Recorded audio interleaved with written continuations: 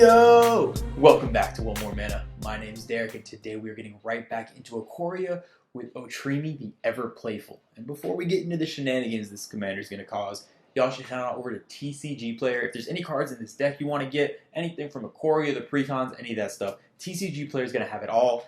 Any types of the cards, full art, foils, Godzilla, whatever you need, TCG Player is going to have it.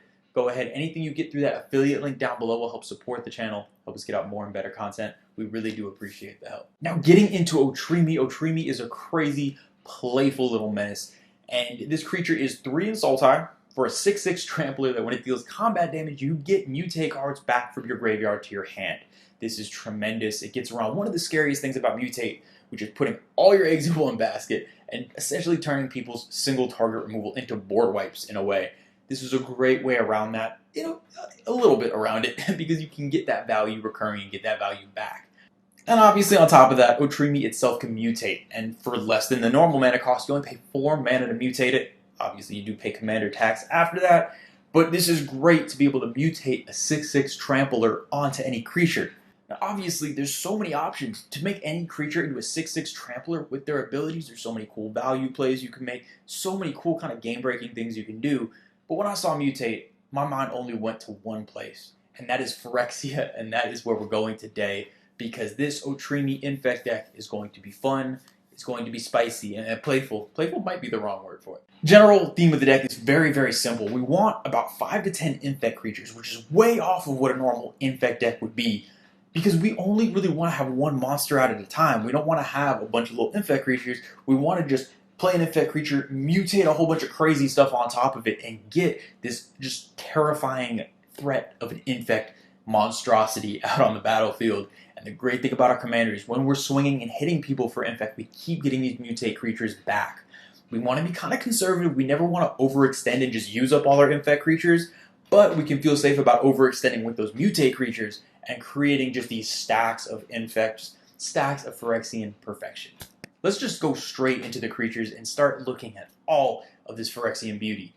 Like in a second, actually. We're going to start with a category I call those creatures too good to ignore. And these are going to be creatures that aren't Infect, aren't mutate, but they're just too good not to include. It's going to be stuff like Baleful Strix, which it has Death Touch, so with our commander we can make it a Death Touch Trampler, making those combat damage triggers really easy to get. Another one we cannot put in is Cold Eye Selkie. It's just amazing, easy card draw, because mutating our commander just draws us a whole bunch of cards onto this. We don't even need the trample if someone has an island, but it's just gravy on top. The value like this is just too good to ignore. And speaking of value, cloning effects are going to be something that you can experiment with in a deck like this. So stuff like Spark Double or Progenitor Mimic are going to be ridiculous because clones copy the whole stack. So once we get this terrifying, massive Infect monstrosity with all types of evasion and crazy stuff, yeah, why don't we just copy it and have another one and another one, and Spark Double makes it bigger, and Progenitor Mimic, we just keep getting it over and over again. It's going to be very hard to track. You're definitely going to want some sort of like dry erase paper and a pen to write everything down, or it's going to get confusing, but it's a good thing. If it gets confusing, it means it's a good thing for you, because you got so many abilities stacked on top of that Infect. It's going to be a headache for your opponents too. And then when it comes to Infect creatures, like I said, you want kind of like 5 to 10-ish in that range for it, but the best thing about Infect creatures is they tend to be really, really cheap. Obviously, my personal favorite Infect creature, unfortunately, isn't the cheapest with Skittles, but you don't need to worry about that. There's tons of awesome Infect creatures that are going to do great in this deck. Stuff like Rotwolf, where you get extra value from, if you have a massive 6/6 trampling Infector, or whatever some of the other combinations we can get are, yeah, stuff gets silly because people, if they chump block, all of a sudden you're drawing cards, and again, you get around some of that lack of card advantage that Infect decks tend to have. Obviously, in any Infect deck, you want something like an Icarats, because this is immediately going to spread those Infect counters, and then you can make it a massive Trampler as well. Just awesome, awesome ability. And then outside of those, just try to get any infecting flyers you can, because all of a sudden a Flample Infector becomes so hard to stop, because not only do you need a flyer, but it's getting through anyway. So Plague Stinger is amazing in this deck. It has that flying and it has that evasion. Or maybe you don't want to fly. You could just have a Phyrexian Crusader, have protection from red and white, and First Strike. A First Strike 6/6 Infector, which is what this would be if you mutate your commander onto it, is just almost unfair. Because with Infect, that First Strike damage happens first, goes in the form of -1/-1 counters.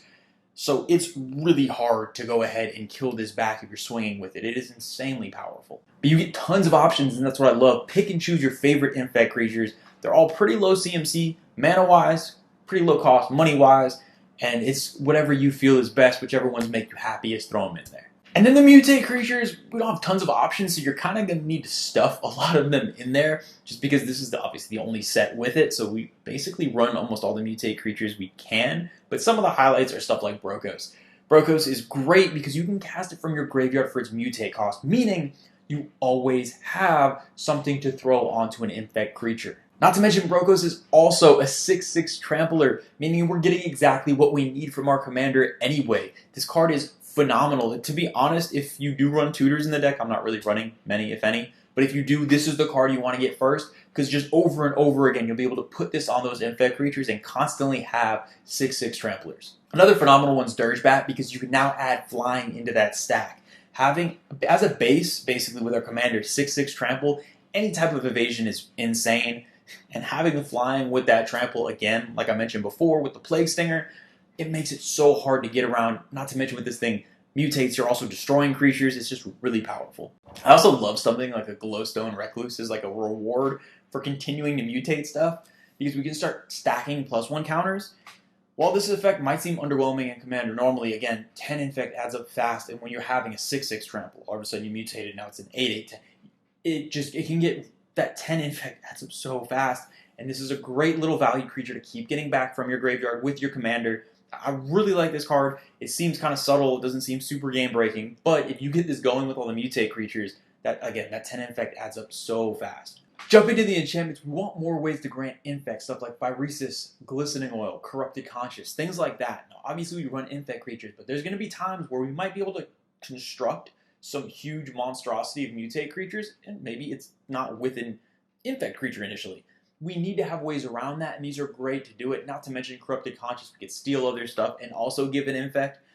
I always love having these redundant effects. It may seem a little too redundant because we already have all these infect creatures, but believe me, it's necessary. It feels bad when you're dealing infect to everybody, and all of a sudden you get this huge creature that's not infect.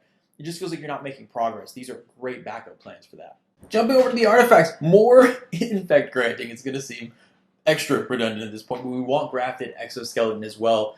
Also, in any deck with this many creatures, I always want to put in a Lifecrafter's Bestiary. This card is so good that Scribe, we're going to be casting tons of creatures because even though we're mutating, it still counts as a cast, and they are still creature spells. So we're going to be able to draw off of that. This card it always overperforms, even just with the base Scribe by itself.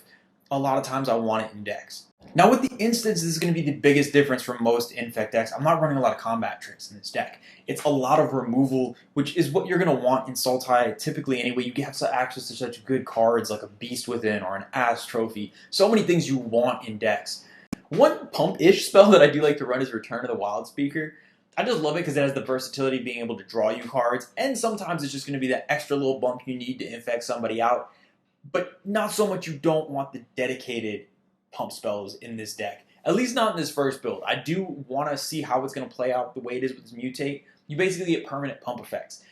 Because we have so many things dedicated to mutate, if we also ran all of those pump spells, we just wouldn't have any deck slots left. So I think it's basically you're trading off that out of nowhere gotcha type of effect with the pump spells for this more permanent big scary infector things.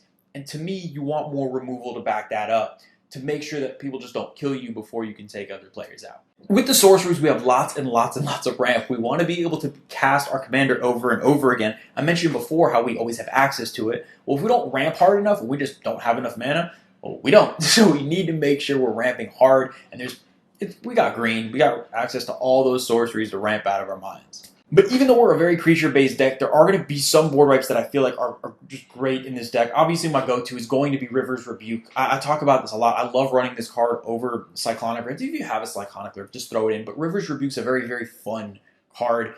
Just because, again, I like to be petty. I always say it, play petty, don't be petty. And this is one of the best ways to play petty. Super fun card. Now, if you have the budget for it, Toxic Deluge is also phenomenal. I actually don't run this in my version because I don't have one and I don't feel like buying one. But it's perfect because if we have a massive infector, just be able to pick that level right below it, wipe everything else, and swing into somebody unblocked is phenomenal. And then a sorcery that must be in every infect deck, and even some non, just because I'm a little crazy like that, is Caress of Phyrexia. Such a happy card, and it is just great to be able to have this type of dual effect. Worst case, nobody has enough infect counters, you're not doing well. You know what? Cast it on yourself. Odds are nobody else is playing infect, and you can just go ahead, draw some cards off of it. Best case, someone's at that magic number 7, and you could just infect them out of nowhere. It's a great card, versatile card, and it is just, people usually don't see it coming. They assume creatures are going to be involved with infect in one way or another. This is almost like a weird triple proliferate if you're playing infect and trying to get poison counters on people. With the lands, super basic Sultai mana base. I always say this with 3-color decks, run lots of basics. Really whatever you have available is going to work. 3-color mana bases are super easy to make. The more over time I build more of these decks, the more basics I want to put in. Obviously shock lands are great if you have them, but just evolving wilds, that type of stuff, it's going to be enough to get your colors. Especially with these new tri-lands. Hopefully they're affordable, and they'll be even better to slot into these decks. A couple cards that you do want outside of just regular lands, though, you're going to want a Rogue's Passage. Rogue's Passage is just too good. Giving things unblockable is just too powerful to pass up. Also, something that got reprinted recently that kind of dropped in, I love this card, is Shizo. This is just such a powerful land that doesn't come in tapped. It's essentially just an extra swamp, but you can give a creature fear, which is huge. It's going to allow you to swing in, sometimes unblocked. It's not quite as reliable as that Rogue's Passage, but it's another redundant effect to be able to sneak some damage in.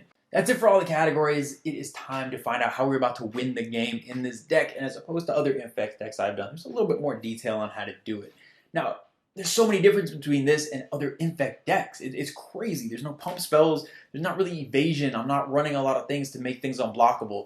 We're going to try to rely on just big old creatures with evasion, trampling, and running over people, which is just a strange concept for infect. It's a weird take on it. I'm so excited to see how it plays out. Seems like it's going to be a very fun, very just Timmy smashing things version of infect, and I'm so excited to play it. And the first way to win the game in this deck is you don't have to be super creative. It's Triumph of the Hordes. And the reason why this card, again, redundant infect effects, is so good is because throughout the game you can get infect on people. And when people start to feel safe and you have no infect creatures on board and you just have these morph things out, this is a great way to finish people off. The thing I love about it is typically you need that 10 poison counters, and usually Triumph of the Hordes is good for taking out a player, maybe 2.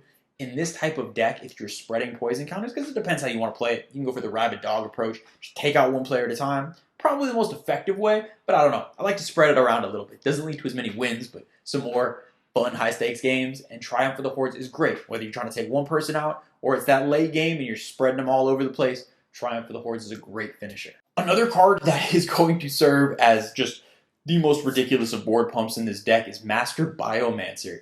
Master Biomancer is great. Before I said, oh, we're not really worried about getting a bunch of infect creatures, we want one big one. Well, what if we put our commander onto this Master Biomancer and all those little infect creatures all come in massive? That's a game changer. This single card, if it gets out with the right mutate effect, can just, it's a must remove. Because if all of a sudden all your infect creatures are entering with 6, 7, 8+1 counters on it, it's going to be game over really fast. And Master Biomancer is a really fun card in so many decks. It can really get broken in this deck, and if it's not immediately removed, you're going to have just this army of just gigantic Phyrexian Colossi? I'm going to call it Colossi, and it's going to get way too scary real fast, and it's also going to end the game pretty fast. And then the last way to win the game in this deck are obviously all going to involve some sort of infecting people out, but this way's a little bit sneakier, getting back to kind of the sneaky infect routes, and that's with Proliferation. Now, I'm not running the usual suspects for this, like the Contagion Engine, Contagion Clasp, kind of the regular infect package. I want to get a little sneakier. I love stuff like Evolution Sage. I remember when this card first got spoiled, and I was just staring at it like, how is this allowed? How is this a thing? Because in green, we are getting plenty of lands into play. I mentioned we have a lot of sorcery-based ramp. It's not like our ramp is coming in the form of Mana Dork, so we can get plenty of lands into play. And all of a sudden, your ramp spells late game, if you have this out, turn into just placing poison counters everywhere. Now, you will have a chance to respond to a card like this, and that's a big difference with the way this deck wins, is typically Infect's winning out of nowhere, you don't even see it coming. You're going to be able to see a lot of this coming and prepare for it. Might lower the power level of the deck, but I do think it's going to be a lot more fun to play against. I don't know, fun playing against Infect, it always seems ridiculous, but I do think this deck can be a really fun deck to play against. Evolution Sage is crazy though, yeah. Remove on spot or allow ramp spells to turn into poison counters. We all know how green ramps, and we all know how it's going to end if you don't get it off the table. And that's going to do it for this week's Deck Tech. I love Otrimi, and it's kind of cool because despite the fact that it really does pigeonhole you straight into Mutate, you do have so many options within that. And when I first was putting the deck together, I was kind of like, it's going to look like every Otrimi deck. They're all going to look the same. But it really does give you so much versatility within that. And I was so excited to be able to put a take that I hadn't seen on it before. And really, it's no surprise. If there's anything that's going to grant evasion and more power, I'm finding a way to put Infect in there. So let me know what y'all think. If y'all haven't played an Infect deck yet, is this the one to get you to try it? As always, huge shout out to all the patrons. We love and appreciate y'all so much. There's so much in Ikoria between the set and the Commander stuff coming out. There's a lot. So I'm definitely going to have some more Ikoria deck techs coming. I got some personal decks that I'm ready to deck tech that are super spicy that I can't wait to get out there. So there's so much to come. But until then, I will see y'all